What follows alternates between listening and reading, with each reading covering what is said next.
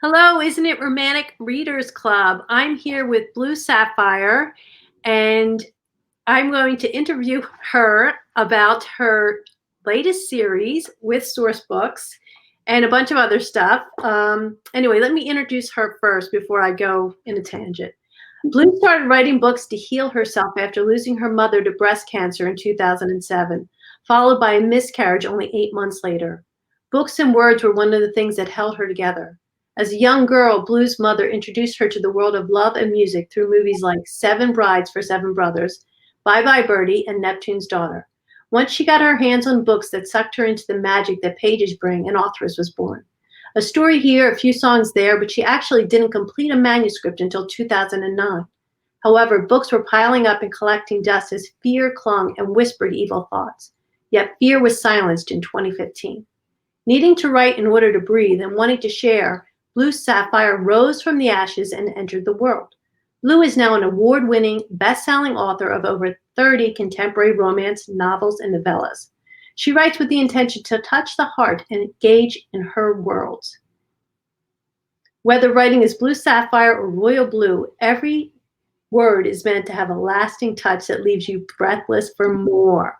The self-proclaimed hermit was born in Far Rockaway, New York, but is now a Long Island resident with her loving and supportive husband.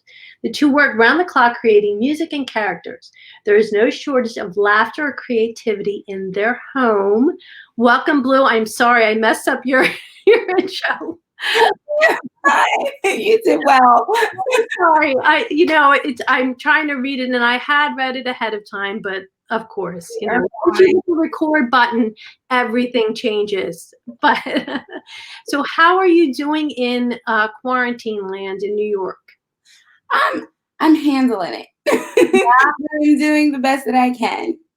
And is it difficult to keep writing? I mean, I found a lot of people have really had a hard time keeping up with their writing at this time. What's interesting is I'm not writing as much as I would like. Yesterday I had a breakthrough. It was the most words I've written in a few weeks. But I'm finding editing is easier, so I've switched to that. I had quite a few books in the queue that needed to be edited to go out for proof. So that seems to be my happy medium at the moment. Oh, that's good. Yeah, that's funny because I did a writing sprint with a bunch of people yesterday, and it really was the first time in weeks that I was able to get some stuff done. So that feels good. It did. So your latest book, Calling on Quinn, Publishers Weekly said it was unpredictable romance, a cliffhanger ending, thrilling action, and plenty of heat, sure to have readers hooked. That's a great review, but it's not unusual for you. These are the kind of reviews you get on your work. And I'm really interesting because you said 2015 was when you first published, right? First published as Blue Saffire. I published a few under other pen names before that. Oh, okay. All right. So, but since then, under Blue Sapphire, you've gotten these kind of reviews, and I have to know, how do you keep up with this? How do you write so quickly and so dynamically?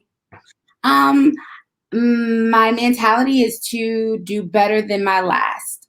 I am never in competition with anyone else. I am always trying to outdo myself. So I have to be better than my yesterday. For me, each book has to be better than the last one. And I have so many books in my head that I refuse to in my contract. I feel like life is a contract with God. So you contracted to come here and do certain things. And all these books in my head to me are on my contract.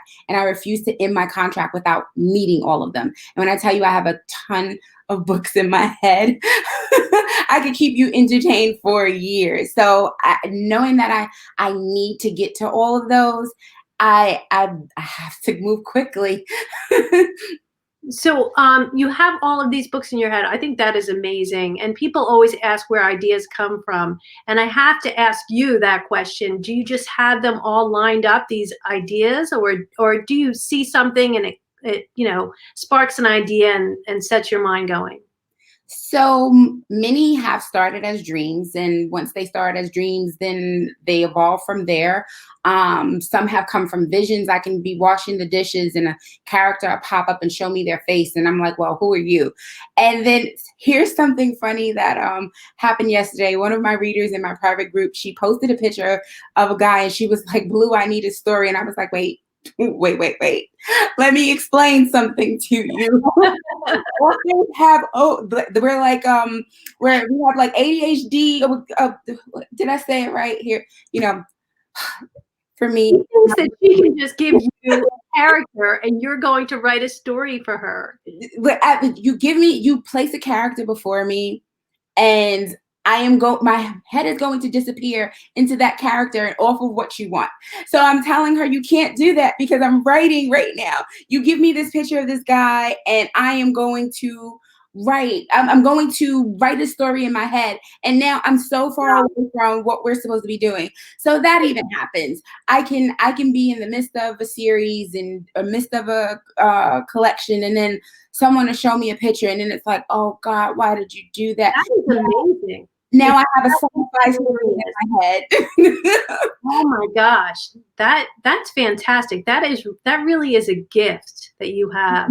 And so before calling on Quinn and that source book series, you had another series, which is 7 books. What is your next book in that series? The seventh and final book in the Brothers Black series. Brothers Black. That's going to be Jonathan's book. All right, can you tell us a little bit about that series? So that was interesting. I had a friend that called me and my husband, and we were talking, and she was like, you know what? You have a series that you should be writing about some brothers, and just make them all connect, and it's going to do really well for you. And I was like, she's one of those friends who, when she gives intuitive information like that, I'm like, okay. So you really follow your heart a lot. So then after she said that, I sat there and I said to my husband, well, one of their names is Wyatt, and then he has 7 brothers. And I was like, I'm going to write them. And I started to see pieces of the series, and I actually did then have the dream about Wyatt's book. And the rest of the brothers started talking after that, telling me, well, my love interest, this is where she comes from, and this is how she is involved, and this is how we tie to all the other series, because it's actually a spin-off from my Legally Bound series. So I have multiple series that intertwine and spin together, and this is a spin-off from that. So we are coming back full circle to some things that happened in Legally Bound in this last book, which is why it is now over 50 chapters, and I know it's going over 100K. But it's tying everything together to give us a clear. To the very end. Now, are these brothers in business together, or? They actually work for a private investigation company, kind of like Calling on Quinn, except they have hiring clients, and they also bounty hunt. Oh, wow. That is a really cool aspect. Now, do you have any one in particular of the 7 books or the couples in the 7 books that you really like? I always say I'm in love with whoever I'm writing at the moment. And then I bring them to move on to the next. I don't know if but I do think that book 6 holds a special place because it was fun. It was fun to write because they're younger. They're the youngest of all the couples, and being able to find that younger voice to portray them as their age and not. How old were they? They were 20, 25, and 20. I wanted 21 or something like to say.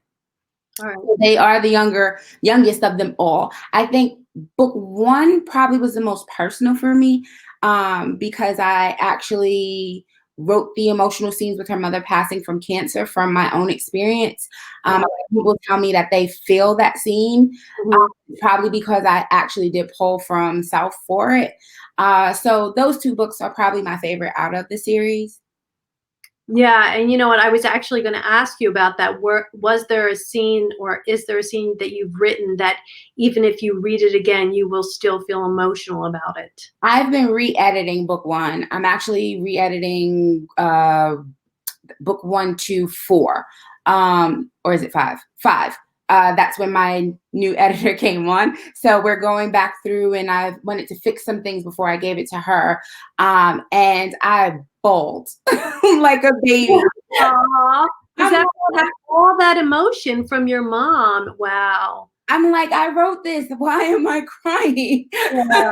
Oh, wow. So now when you re-edit, are you going to do new covers? Or are you going to stay No, with? I'm not gonna do the new covers. I'm just gonna update the edition, because it's just some cleaning up, the repetitiveness of certain things Right. I'm pulling out, and then she'll go through and make sure it's clean as possible. Right, because you learn a lot from, the beginning to the end of a series. That's really cool that you can go back and do that. I just love that.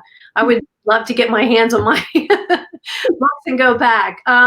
So you write contemporary, paranormal, and romantic suspense, right? Yes. So of those three subgenres of romance, which ones do you like the best? Or is I, it? oddly enough, I only have one paranormal book out at the moment. There are tons on my laptop though, because I love them. But I am, you know how we can be sensitive about our work. I hope it's. I'm a perfectionist too, so I'm just holding on to them, and um, making sure they're right, that the Yeah. world is built, that everything is there.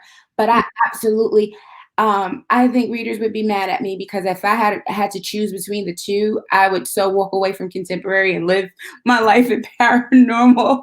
Oh, that is really neat. So I maybe that's why you are taking so much time and care with them, because you really are so invested in that. absolutely. Oh, that's fantastic. Well, I love your boldness of your branding.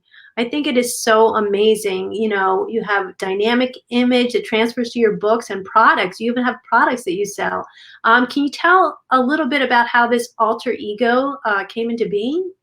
So I mentioned my mother passing from cancer, and she wouldn't necessarily. My brother would say that she would feel her brush past him and things.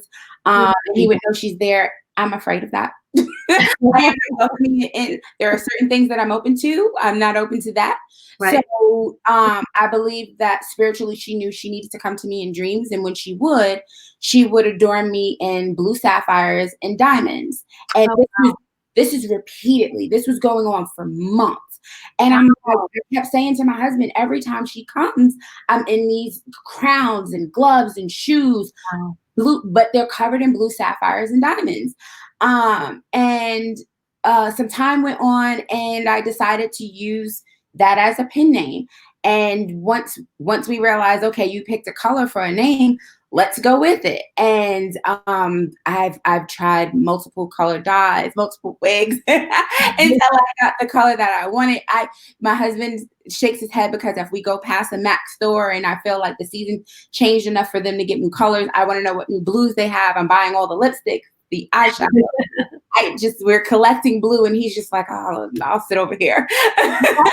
I love that story about your mom and how, wow, that almost seems like it was ordained. It seems very, But very lovely.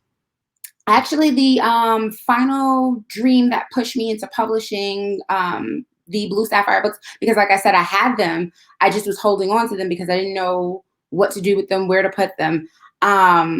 So it was another dream. I was in a bookstore. Now I don't have any children. I've had multiple miscarriages, but I've yet to have a child. So in the dream, the baby carrier is on the table. My husband's standing behind me with the baby in his arms. I'm sitting there in the bookstore, and through the air is floating Blue Sapphire, best-selling author. Wow. So that's what I woke up out my sleep and punched my husband out of his and was like, build me a website. Oh, wow. And within, I think by that Friday, that was like a Monday. By that Friday, he had the website built, and we put the first book up on Amazon, which is hilarious because I had no editors at all at that point. And someone told me that it never should have been published. That was one of my first reviews. It was a 1-star, and she The reviewers can be so much fun. Yeah. it had never been published. And now I'm like, well, here we are 54 books later. Okay. New, exactly. That is an amazing. I really love that story. I got chills when you were telling that story about that dream. That's lovely. So let me get down to a couple little basic questions. Do you prefer bad boy alphas or sweet and sexy betas? I love alphas. Now, are all your characters alphas basically, or? I want to say yes. I think, yeah. Yeah. I have a few that people have said were more beta, but they weren't. It's just they weren't as rough and tumble as some of the other alphas, but I'm mostly right alphas. My women are really strong. So you're not a lot of tension. If you put a strong woman and you're going to have a lot of tension in your books. I can't. And I don't like that. That's great. Yeah. So, do you write exclusively interracial romance, or? I have one AA title, which is Star.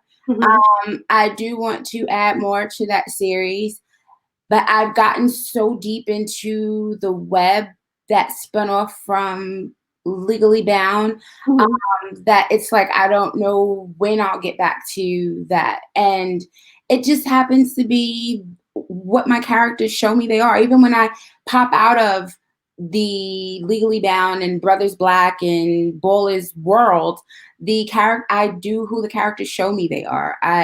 It's never based on, okay, I want to write this particular thing. It's more of, this is who I am. This is my name. Remember Me is not connected to the spinoffs. But when Dallas showed up, he had one blue eye, one brown eye. And he was like, my name's Dallas. And I was like, oh, okay. And a whole new world developed. So it's not something that I intentionally do. I go with who shows me who they are. And I feel like our characters are trusting us to tell their story.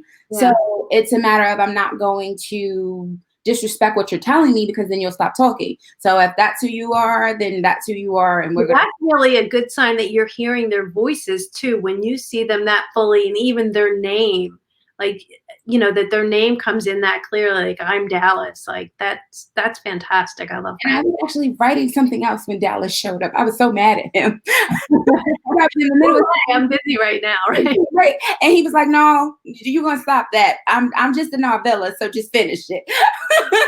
Wow. And I wrote that one pretty quickly, I think in less than a week, because he was very vocal. Wow. I don't think I've written a report for college in less than a week. That's fantastic. You know what? You just hit the nail on the head. So I did go to Toro College, brick and mortar, for my BA. But for my master's degrees, I went online, and you had to have your work done within the week. So every week you were doing like 5-page papers, 7-page papers, or more, just for one class. Now, mind you, I did a dual degree, so I was taking several classes at once. So I think that might have had an effect on my pacing. You were trained to write that way. Wow, that's fantastic. I love it. That never dawned on me. You didn't go to school for creative writing, though. You went for... I have a BA in education and psychology, a master's degree, an MBA in marketing and project management, and then I have an MED in educational curriculum design and educational technology. So my degrees have nothing to do. They do help. They probably are woven in there a little bit here and there, I'm sure. And definitely with the marketing, you are an amazing marketer. And we're running out of time now, and I just want to ask you real quick what you are working on now. I am working on finishing Brothers Black 7.